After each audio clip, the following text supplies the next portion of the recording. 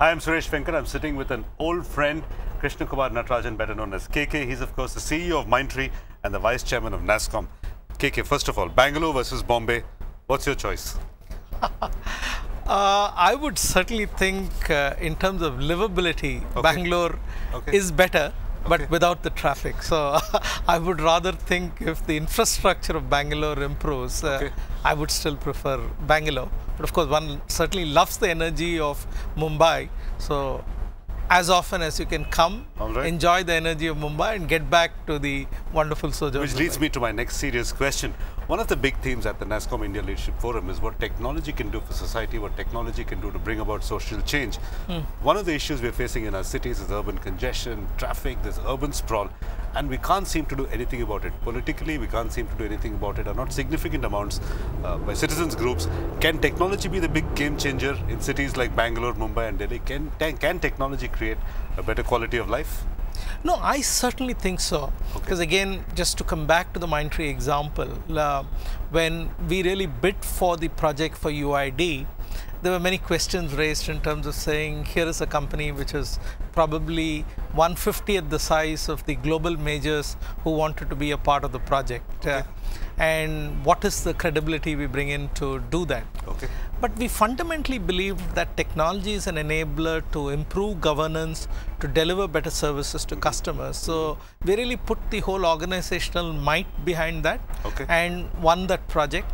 And also delivered it extremely well, in the sense we have now completed the application architecture, handed over to the service provider who will run it on a regular basis. But that's just an example of how today you see adoption of UID to see that really the benefits reach to the people who ought to get it, or in terms of improving governance by cutting down loss in the gas subsidy and so on. There are so many applications which can come out.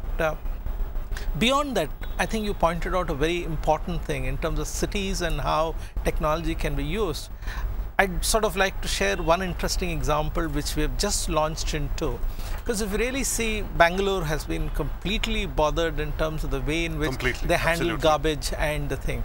And the first levels of education has happened in terms of segregating garbage. So at Mindtree, we are building together a portal which is called I Collect Garbage. Where clearly we're bringing in technology to see that the segregated garbage is collected in a far more efficient way. And on one hand, we have tied up with the NGO who's making an association of rack pickers and improving their lifestyle and their lives, making it easier through technology. On the other hand, we're also tying up with the enterprises who need these driveways to be more green so that they can generate energy using the driveways. So you have the supply, you have the demand, you have the service provider, and technology is the secret sauce. Technology is the secret sauce. That makes this all work. Let's stay on this topic for a little while longer on technology for social change. Sachin Pilot said that the 2% contribution or the 2% mandatory CSR may not actually be mandatory. It will be desirable, and we'll ask companies to account for it themselves. What is the Nasscom position on this 2%? See, I do think that whether it's mandatory or not, as an industry which has done a lot in terms of improving the image of India outside, I think increasingly member companies should start applying a lot of their experience and knowledge towards making societies better in India itself. What has been not known outside is clearly the work which Nasscom Foundation does, be it digital education or the way in which we are working with member companies, helping them leverage technology for the underprivileged. So the whole concept of using technology for social inclusion, I think, is also a key theme, and certainly we would support that. One of the old schools of CSR would say, do whatever you do, take some of your money and do some good with that money. The new model of CSR says build it into the core model of your business. I know you in Mindtree, for instance, employ disabled people or differently able people to do functions, not because they're disabled, because they're as competent as the next person. Do you see this kind of affirmative action being a more sustainable method than old school CSR? I certainly think so, because I think when people do this, there must be a certain level of consciousness which comes, because ultimately when you deal with the purpose in which you do business, then I think your actions are far more conscious, and you do them because they are institutionalized, because that's the way you want to do it. Because even when we started Mindtree, we started with the thing saying that at our size we'll be able to impact only some segments.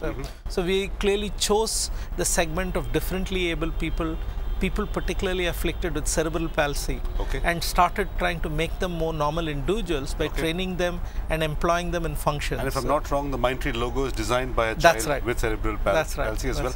Not necessarily because he has cerebral palsy, because he's a great graphic designer. Absolutely, right? Absolutely. Right. So staying on this point, rather, what is your advice on strategy for medium to small businesses on what their CSR strategy should be? Because a lot of businesses are confused, saying, should I give the money to charity? Should I give it to religious institutions? Should I just give it to an NGO because I don't want to deal with this CSR? I'm too small, I'm too medium, my business environment is too tough for me to deal with this.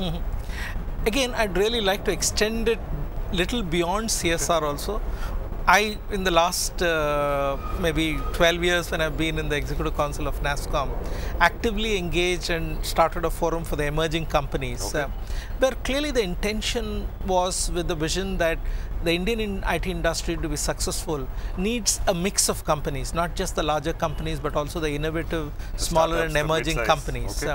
So clearly the first stage we've really helped them scale their businesses, but beyond that, I think what is it that they're able to give back to the industry, both in terms of learning and helping other startups grow up. In a way, I think if we can create that mindset of saying that giving back is also a lot more satisfying, then I think it gets institutionalized far more. Giving back to industry, beyond that, I think not just giving money to NGOs, but can you give quality time and energy to make them do things well? So to that extent, what we've done within the small spectrum of influence is taken a few NGOs and linked them with member companies where people help them out in areas which they understand better. How can you leverage technology better? How can you really bring some of the benefits of technology to areas which if I could summarize it, you're saying stick with your core competence, make a small change, don't necessarily make a giant change, but make that small change well and sustainably, and stay within your core competency. Absolutely. KK, my last question for you. One of the things that we need to be able to deliver services and goods to people at the bottom of the pyramid is innovative thinking. Somehow we seem to have a great energy amongst the poorer in India when it comes to jugaad technology and putting together. We don't seem to see that same spirit in the software industry. There's kind of jugaad solutions that can create dirt cheap solutions for the poor. Why is that? Why isn't the software industry able to think in jugaad terms? See, I must be honest, I think there are very exciting and innovative things happening. But what is happening is I don't think they're getting enough visibility. Very under the radar? Yes. I would like to share quickly maybe just one example of a company which I've been mentoring for the last 3-4 years, which came up through the Nasscom mentorship solution. Because this was a group of people who had worked in the medical equipment business and wanted to start something, but clearly didn't have the ability or the thing to think through how they need to do it, which is where I think the mentorship helped. But they started with a vision saying that we want to provide affordable healthcare in India. And they chose a very specific area of eye care, where if you look at rural India, 80% of the blindness happens because people don't get adequate attention on cataract or glaucoma. The imported equipment cost about 40 lakhs, whereas they went about with the purpose of building a machine which is 1/10 that cost, which would operate as a portable equipment with standard batteries to be operated. Today, that equipment is designed, 100 units have got shipped out. They've tied up with the organization like Arvind Eye Care, Wasen Eye Care. So they go conduct camps at rural locations, identify the people, and then treatment is given. It's not something which is going to dramatically change the picture because scale needs it, but it can certainly do. And that example, of course, is Trinetra, the South Indian company that's working in preventable blindness. You're saying it's working? It's working. People are working at the bottom of the pyramid, but they're not getting enough attention. One of the things that we will try to do is to highlight those examples. Absolutely, it'll be great. So KK, thank you for talking to us, and thank you for watching.